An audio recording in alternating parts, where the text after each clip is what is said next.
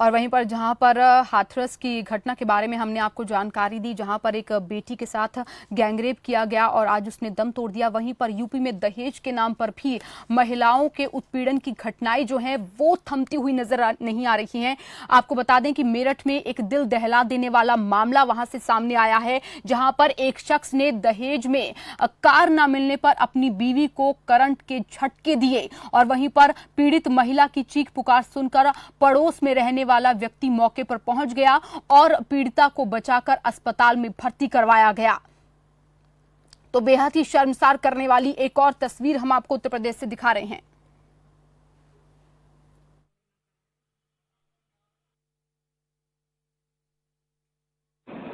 तो ये सिलसिला ऐसा चला कि कल रात हमारी बहन को उन्होंने बहुत मारा पीटा करा, यहाँ तक कि गले पे पैर रख के भी खड़े हुए कि जान से मारूंगा। और बिजली का शॉट इस तरीके से दिया गया कि एक फाल्ट हो चुका उससे हमारी बहन के, और उसकी हालत ज्यादा ही नाजुक थी। वो पता नहीं कैसे करके घर से बाहर आई गेट से, और उसने बाहर ऊपर छज्जे पे बाहर झांका तो एक बुजुर्ग जा रहे थे। उसने आवाज दी कि अब्बा मुझे बचा लो, मुझे मार देंगे, मुझे मार देंगे। तो उन बुजुर्ग ने उनको बचाया और बुजुर्ग ने बचा करके घर से गेट खुलवा करके वो अपने घर ले गए और उन्होंने फौरन हमें इत्तला कर दी। हम जैसे ही सुबह उनके घर पहुंचे तो वहाँ से कोई भी नहीं था, सब ताला लगा के जा चुके थे, सब फरार थे। ये थाना लिसाड़ी गेट क्षेत्र के अंतर्गत एक किदवई नगर है, जहाँ पर एक रमीज नाम का लड़का जिसकी शादी भी लॉकडाउन के दौरान हुई थी, उसका पति पत्नी का विवाद परिवारजनों के मुताबिक अभी 3-4 दिन पहले से थोड़ा ठीक नहीं चल रहा था, अनबन चल रही थी दोनों में। और आज गुस्से में आकर के ये सूचना हम लोगों को मिली कि उसने पत्नी को करंट लगा दिया है। इस सूचना पर मौके पर थाना लिसाड़ी गेट की पुलिस पहुंची और उस लड़की को जो है कब्जे में लेते हुए उसको अस्पताल में इलाज के लिए भेज दिया गया है। उसकी स्थिति सामान्य है और अभी तहरीर नहीं मिली है, तहरीर मिलते ही उसमें विधिक कार्रवाई अमल में लाई जाएगी।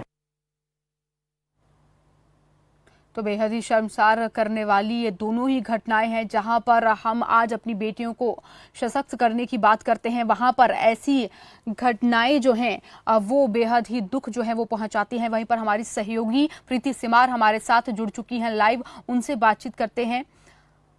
प्रीति, आपको मेरी आवाज मिल पा रही है?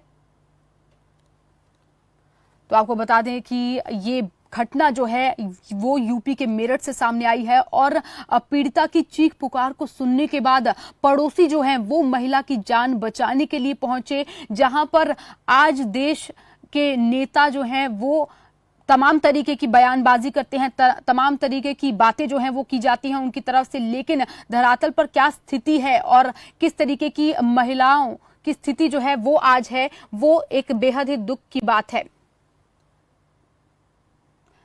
धर्मेंद्र संवाददाता मेरठ से हमारे साथ फोन लाइन पर जुड़ चुके हैं, एक बार पूरा मामला उनसे जान लेते हैं। जी धर्मेंद्र, क्या कुछ है ये पूरा मामला, एक बार विस्तार से बताइए, किस तरीके से प्रताड़ित उस महिला को किया जा रहा था? देखिए सगुन, मैं आपको बता दूं कि मेरठ में दहेज के लोभियों का आतंक कुछ इस तरह दिख रहा है कि अभी 2 दिन पहले भी एक मामला आया था, लेकिन अभी जो ताजा मामला मैं आपको बता देता हूं कि दहेज के लोभी पति ने अपने बार बार अपनी पत्नी को प्रताड़ित करता था, परेशान करता था कि वो केवल दहेज के लिए वो कार की डिमांड करता था सगुन। लेकिन जब उसने बताया कि हमारी स्थिति देने की नहीं है, उसके बाद में उसको लगातार उसके साथ मारपीट करता था। लेकिन हाथ तो तब होगी जब उसने साफ मना कर दिया कि हम कार नहीं दे पाएंगे। उसके परिजनों ने कहा कि हम कार नहीं दे पाएंगे, लेकिन इस चीज को लेकर जो दहेज का लोभी जो पति था उसने बिल्कुल आक्रामक रूप लेते हुए महिला पे इस प्रकार से कहर ढाया कि बिजली के करंट से उसको प्रताड़ित करने लगा। और सबसे बड़ी बात यह है कि उसको इतनी चोटें आई हैं उस करंट से लगने के बाद, जिंदगी और मौत के बीच में ये महिला आज लड़ रही है, हॉस्पिटल में भर्ती है, लेकिन इसकी सुनने वाला कोई भी नहीं है। सबसे बड़ी बात यह है कि इस महिला ने कई बार शिकायत भी की कि मेरे को इससे जान का खतरा है, लेकिन प्रशासन भी लगातार इस पर अनसुनी करता रहा। लेकिन आज जो सबसे बड़ी बात यह है कि इस महिला के साथ जो ये मामला हुआ है और जिंदगी और मौत के बीच में लड़ रही है सगुन, सबसे बड़ी बात यह है कि जो मेरठ की बात करें, कहीं की भी बात करें, जिस प्रकार से दहेज के लोभियों के बीच में जो महिलाएं पिसकर रह जाती हैं, जो दहेज के मामले के सुनाकर धर्मेंद्र, आपसे जानना चाहेंगे कि कितने साल हो गए थे इनकी शादी को? देखिए सगुन, शादी की अभी कुछ ज्यादा साल नहीं हुए, मात्र लॉकडाउन में ही अभी कुछ महीने पहले इसकी शादी हुई थी। तभी से शादी के बाद में उसको प्रताड़ित करने लगा, उसको बार बार नई नई डिमांड करने लगा। हद तो तब हो गई जब इस महिला के साथ आज जानलेवा हमला हुआ और उसको टॉर्चर कर रहा था, कई दिनों से टॉर्चर कर रहा था, लेकिन सबसे बड़ी हैवानियत तो तब हुई जब उसको बिजली के करंट के तारों से धर्मेंद्र, जानकारी देने के लिए आपका बेहद शुक्रिया। तो अभी लॉकडाउन में ही इनकी शादी जो है हुई थी, मात्र 6 महीने की शादी में ही पति ने जो है अपने लालच के चलते इस महिला को इतनी तरीके से, अपनी ही बीवी को इतनी तरीके से प्रताड़ित किया कि आज वो जिंदगी और मौत की जंग जो है वो लड़ रही है। प्रीति सिमार हमारी सहयोगी न्यूज रूम से हमारे साथ जुड़ चुकी है, उनसे बातचीत कर लेते हैं। प्रीति, बेहद ही दुखद ये घटना है, दोनों ही घटनाएं जो हमने अपने दर्शकों को दिखाई हैं, पहले हाथरस वाली घटना और अब ये दहेज के लिए प्रताड़ित करना, जहां पर आज बेटियों को सशक्त करने की बातचीत की जाती है। नेताओं की तरफ से कहा जाता है कि बेटा और बेटी जो हैं इक्वल हैं, दोनों को कंधे से कंधा मिलाकर चलना चाहिए। बेटियां आज इतने परचम लहरा रही हैं देश दुनिया में, ऐसे देश की बेटियों को क्या किन किन चीजों से गुजरना पड़ता है, ये देखकर बेहद ही दुख होता है।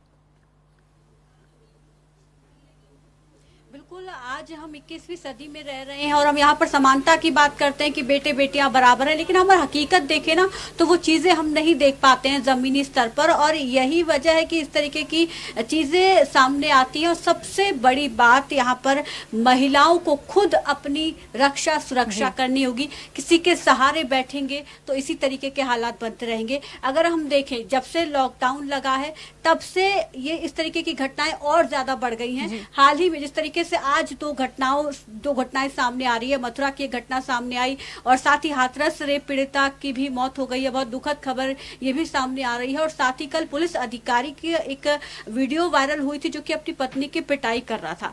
पुलिस अधिकारी जो कि रक्षक है, खुद देश जनता की रक्षा कर रहे हैं, लेकिन वो ही अपनी पत्नी की पिटाई कर रहा है, तो इससे बड़ी बात क्या होगी कि रक्षक ही जब भक्षक बन रहा है तो आखिर हम यहाँ पर सुरक्षा की उम्मीद किससे कर सकते हैं, ये एक बड़ा सवाल है। और ऐसे में जो कानून हमारी सुरक्षा के लिए बनाए गए हैं, लड़कियों की सुरक्षा के लिए बनाए गए, उनको और ज्यादा स्ट्रॉन्ग करने की जरूरत है। जो हमारी न्याय प्रक्रिया है, जो न्याय प्रणाली है, उस पर लोगों का कैसे विश्वास हो, उसको और बढ़ाने की जरूरत है। और साथ ही साथ यहाँ पर जिस तरीके से घटनाएं बढ़ रही हैं, लॉकडाउन में हमने देखा कि इस दौरान ये घटनाएं और ज्यादा बढ़ी हैं।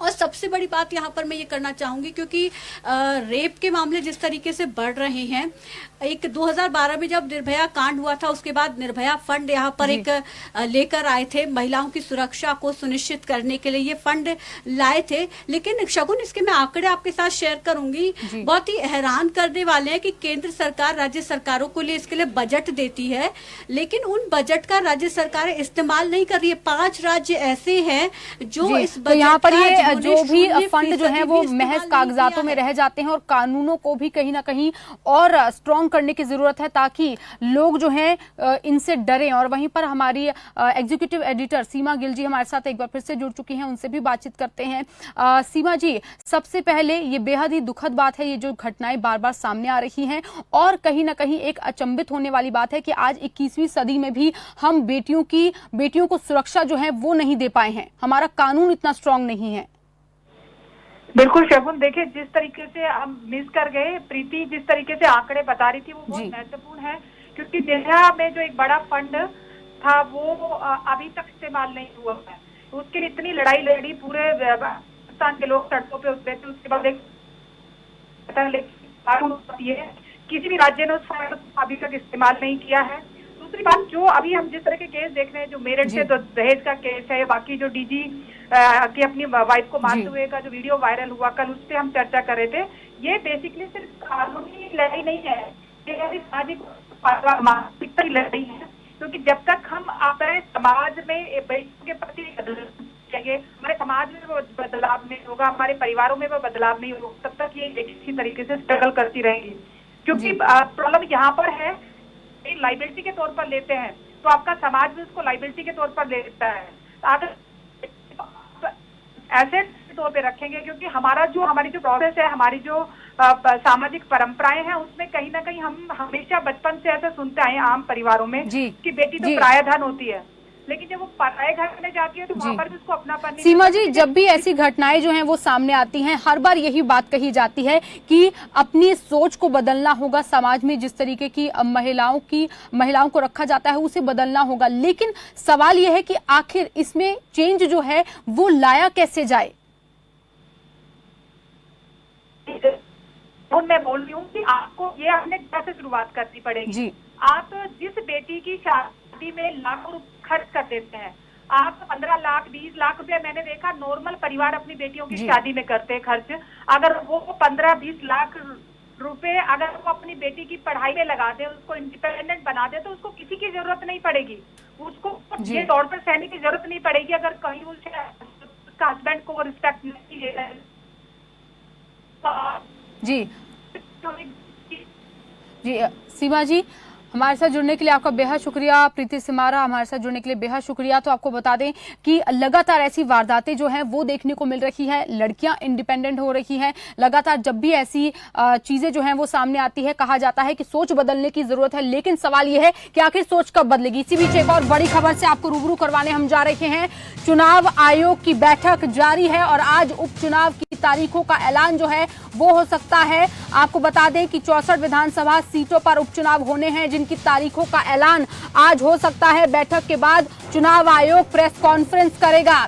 बड़ी खबर हम आपको दिखा रहे हैं, 64 विधानसभा सीटों पर और साथ ही साथ एक लोकसभा सीट पर उपचुनाव होना है, जिसकी तारीखों का ऐलान आज हो सकता है। चुनाव आयोग की बैठक लगातार जारी है और आपको बता दें कि बैठक के बाद प्रेस कॉन्फ्रेंस होगी। प्रीति सिमार हमारे साथ जुड़ी हुई हैं, हमारी सहयोगी लगातार। प्रीति सिमार, आज तारीखों का ऐलान हो सकता है उपचुनाव को लेकर।